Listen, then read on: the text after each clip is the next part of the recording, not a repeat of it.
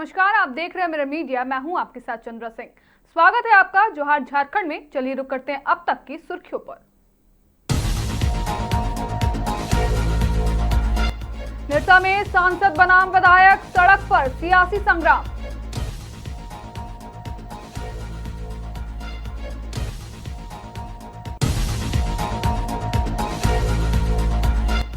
Voter list होगी और सटीक, राज्य भर में शुरू हुआ महाअभियान।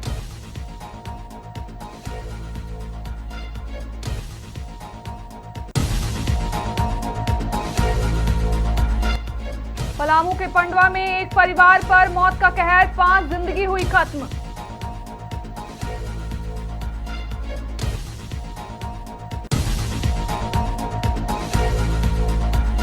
हूल दिवस पर भाकपा का शक्ति प्रदर्शन, डी राजा ने केंद्र सरकार पर साधा निशाना।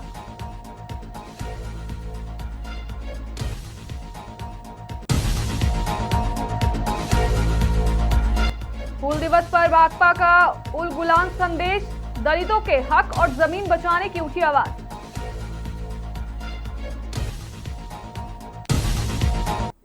अब खबरें विस्तार से। धनबाद के निरसा में सांसद और विधायक के बीच छिड़ी राजनीतिक बयानबाजी अब सड़क तक पहुंच गई है। मैथन में भाजपा कार्यकर्ताओं ने विधायक अरूप चटर्जी के खिलाफ मोर्चा खोलते हुए उन पर विकास कार्यों में बाधा डालने का आरोप लगाया। भाजपा नेताओं ने कहा कि विधायक को निजी राजनीति छोड़कर क्षेत्र के विकास पर ध्यान देना चाहिए। भाजपा ने साफ कहा कि निरसा की जनता के हित में प्रस्तावित एलिवेटेड फ्लाईओवर हर हाल में बनाया जाएगा और इसके समर्थन में पार्टी आने वाले दिनों में बड़ा आंदोलन करेगी। नेताओं का आरोप है कि क्षेत्र की जनता लंबे समय से जाम और सड़क दुर्घटनाओं की समस्या झेल रही है और ऐसे में फ्लाईओवर का विरोध जनहित के खिलाफ है। विधायक द्वारा सांसद ढुल्लू महतो पर की गई टिप्पणी को लेकर भी भाजपा ने तीखी प्रतिक्रिया दी और राजनीति भाषा की मर्यादा बनाए रखने की बात कही। साथ ही भाजपा नेताओं ने विधायक पर विभिन्न आरोप लगाते हुए जवाब मांगा। हालांकि इन आरोपों पर विधायक पक्ष की प्रतिक्रिया सामने नहीं आई है।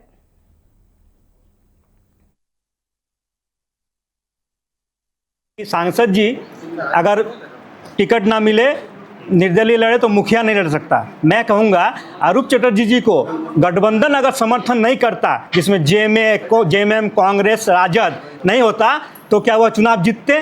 टिकट लेने के लिए, गठबंधन लेने के लिए जेएमएम के पास, आपका हेमंत सोरेन के पास धरना में बैठ गए थे कि मुझे गठबंधन में शामिल करें। वो दिन वो भूल जा रहे हैं। मैं चैलेंज करता हूं कि आप बिना गठबंधन का चुनाव लड़के देखिए, मुखिया तो क्या आप वार्ड तक नहीं जीत सकेंगे, क्योंकि निरसा का जनता आपका चाल और चरित्र समझ चुके हैं। फिर आता हूं दूसरा विषय में, वो जो केंद्र सरकार के प्रोजेक्ट निरसा में चल रहे हैं, उनको वो गिनाते हैं अपने खूबी में। आप देख लीजिए, एमपीएल चल रहा है, यहाँ आपका आउटसोर्सिंग कंपनी जो चल रहा है, मैथन में आईआईटी आईएसएम जो लग रहा है, ये सब किसका प्रोजेक्ट है? ये सब केंद्र सरकार का प्रोजेक्ट है। अपना बयान में वो अपने शामिल कर लेते हैं और बोलता है मैं चला रहा हूं। एक भी सरकारी राज्य सरकार का प्रोजेक्ट है इसमें से? केंद्र सरकार का प्रोजेक्ट में वाहवाही लूटने के लिए बार बार इन प्रोजेक्टों का उन्होंने नाम लिया है। फिर आपने करके रखा हुआ पेड़ काटने की बात करते, ठेकेदारी की बात करते, जितना सूदखोर, महाजन, ठेकेदार, कोयला चोर, सब आपके दल में है। जांच कराना है तो पहले निरसा का जांच शुरू होना चाहिए कि एक ईसीएल एम्प्लॉय के पुत्र कई बार से रहे विधायक, अकूत संपत्ति के मालिक कैसे बने, और इन पर क्या क्या चीज का जांच चल रहा है, ये आपके माध्यम से कहना चाहेंगे। और मुख्यमंत्री जी से भी आह्वान करेंगे कि पहले शुरुआत निरसा से करिए। और बाघमारा तो सब दिन से तैयार है कि माननीय सांसद कि हमारे ऊपर सीबीआई जांच करा लो, आप अनुमोदन कराइए, अनुशंसा कराइए, वो तैयार है। निरसा में किसकी रंगदारी चलेगी, सांसद की या विधायक की? देखिए भैया, सांसद जी को रंगदार कहना तो ये बहुत गलत बात होगी, परंतु निरसा के कन-कन में, निरसा के कोने कोने में कोई एक छोटा सा प्रोजेक्ट आप चालू करके देखिए, और माननीय निरसा विधायक से अगर आप बात नहीं करके चालू करिएगा, आपका प्रोजेक्ट को चलने नहीं दिया जाएगा। राज्य में मतदाता सूची को और अधिक सटीक, पारदर्शी और अद्यतन बनाने के उद्देश्य से विशेष गहन पुनरीक्षण यानी एसआईआर प्रक्रिया मंगलवार से औपचारिक रूप से शुरू कर दी गई है। इस संबंध में मुख्य निर्वाचन पदाधिकारी के रवि कुमार ने प्रेस कॉन्फ्रेंस कर विस्तृत जानकारी साझा की। उन्होंने बताया कि इस अभियान के तहत राज्य के कुल 2,64,63,236 मतदाता प्रक्रिया में शामिल होंगे। मुख्य निर्वाचन पदाधिकारी ने कहा कि पुनरीक्षण कार्य को प्रभावी तरीके से पूरा करने के लिए सभी बूथों तक इम्यूरेशन फॉर्म पहुंचा दिए गए हैं। अब बूथ लेवल अधिकारी यानी बीएलओ क्षेत्र के प्रत्येक मतदाता से संपर्क करेंगे और फॉर्म भरने में उनकी सहायता करेंगे। उन्होंने बताया कि इस प्रक्रिया का उद्देश्य मतदाता सूची में दर्ज जानकारी को अद्यतन करना और सूची को अधिक विश्वसनीय बनाना है। उन्होंने सभी नागरिकों से अपील की है कि जब बीएलओ संपर्क करें तो आवश्यक जानकारी उपलब्ध कराएं और फॉर्म सावधानी पूर्वक भरें ताकि भविष्य में मतदान प्रक्रिया और अधिक पारदर्शी एवं व्यवस्थित तरीके से संचालित हो सके। में आज एसआर प्रक्रिया शुरू हो गया। इसी एसआर प्रक्रिया में 2,64,63,236 वोटर्स पार्टिसिपेट करेंगे। एक बार नंबर फिर से बोलिए सर। 2,63,236 वोटर्स पार्टिसिपेट करेंगे। इसी वोटर का मतलब, ये नंबर मतलब वर्तमान का मतदाता सूची में इतना वोटर है। प्रत्येक वोटर का नाम में 2 एनुमरेशन फॉर्म प्रिंट करके सभी बूथों पर पहुंचा दिया गया। आज उसका प्रक्रिया शुरू हो गया।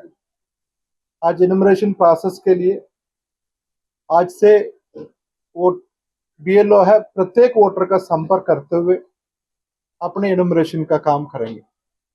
पलामू जिले के पंडवा थाना क्षेत्र के सिक्का गांव से एक बेहद चिंताजनक मामला सामने आया है, जहां एक ही परिवार के 5 सदस्यों की मौत ने इलाके में दहशत और चिंता बढ़ा दी है। बताया जा रहा है कि कुलदीप मेहता के परिवार में पिछले 1 माह के दौरान लगातार मौतें हुई है।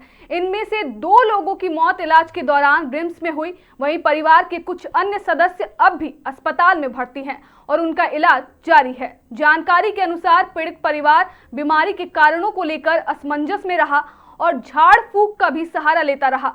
इस बीच स्वास्थ्य विभाग की सक्रियता को लेकर भी सवाल उठ रहे हैं। स्थानीय लोगों का कहना है कि लगातार मौतों के बावजूद समय पर गंभीर स्वास्थ्य जांच और निगरानी नहीं की गई। घटना की जानकारी मिलने के बाद बीजेपी का प्रतिनिधिमंडल पीड़ित परिवार से मिलने गांव पहुंचा।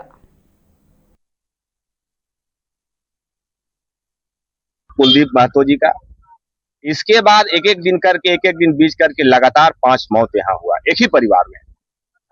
और यहाँ आने के बाद हम लोग को लगा था कि प्रशासन के द्वारा, सरकार के द्वारा कोई सकारात्मक पहल हुआ होगा, लेकिन यहाँ आने के बाद उस परिवार के एकमात्र यहाँ जो सदस्य रह रहे हैं अनुज मेहता के द्वारा जो बात कहा गया, उस बात को सुनकर हम लोग सारे लोग स्तब्ध हैं।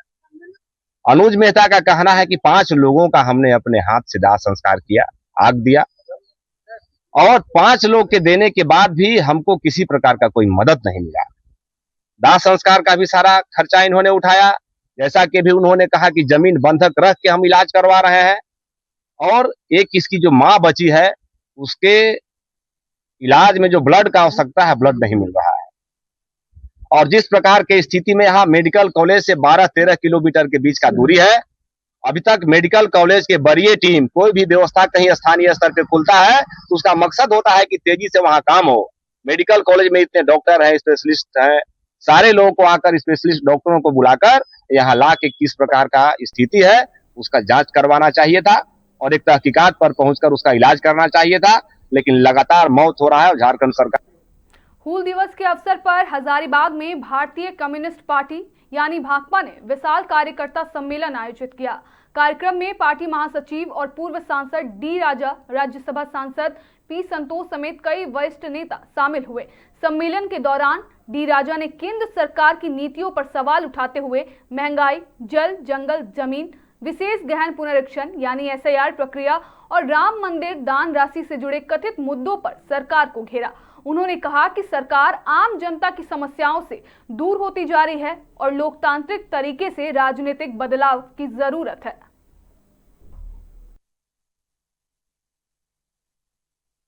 इसका सीधी ठीक नहीं है। बीजेपी आरएसएस ये कंबाइन है. This combine is posing grave threats to the constitution, to the democracy of our country. Even parliament is being made redundant. हमारा पार्लियामेंट लीडर है. If parliament becomes redundant, democracy dies, and they do not allow parliament to function. And Mr. Modi is not removing him. Mr. Modi is not prepared to take any constitutional morality responsibility. The young people are agitating all over the country, and Jantar Mantar, some agitation continuing. So the country's health is very bad. Unemployment and underemployment, they are growing. Prices of all commodities, particularly essential commodities, are increasing.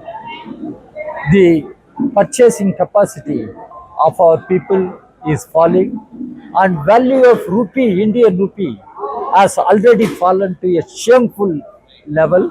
And Mr. Modi doesn't speak on this, but he keeps saying Vikshit Bharat. What does he mean by Vikshit Bharat? If Adani becomes more richer, Ambani becomes more richer, that is Vikshit Bharat. Modi doesn't care for poor people.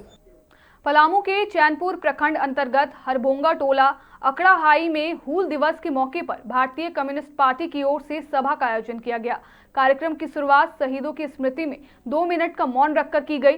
सभा को संबोधित करते हुए जिला सचिव और पूर्व विधायक प्रत्याशी रुचिर कुमार तिवारी ने संथाल हूल को देश की पहली जन क्रांति बताते हुए जल, जंगल, जमीन और अधिकारों की रक्षा के लिए संघर्ष की आवश्यकता पर जोर दिया। कार्यक्रम में स्थानीय भूमि विवाद और दलित परिवारों के अधिकारों का मुद्दा भी उठाया गया तथा ग्रामीणों ने अपनी जमीन की रक्षा का संकल्प दोहराया।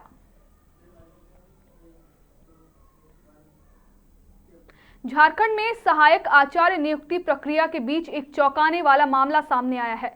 कई अभ्यर्थियों को नियुक्ति पत्र तब मिला जब वे सेवानिवृत्ति की आयु पूरी कर चुके थे या अगले ही दिन रिटायर होने वाले थे। जामताड़ा के पारा शिक्षक नंदलाल रवानी को 29 जून को नियुक्ति पत्र मिला और 30 जून को वे सेवानिवृत्त हो गए। वहीं पलामू के नियुम अंसारी को भी रिटायरमेंट के बाद नियुक्ति पत्र मिला।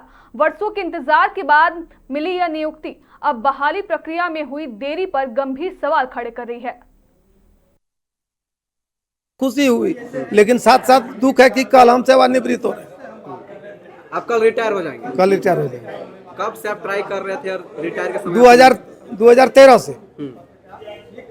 2013 में टेट पास किया, 2016 में भी टेट पास है, और 15 में जो नियुक्ति हुई, 16 में जो नियुक्ति हुई, उसमें हम लोग शैक्षणिक पर में पिछड़ गए।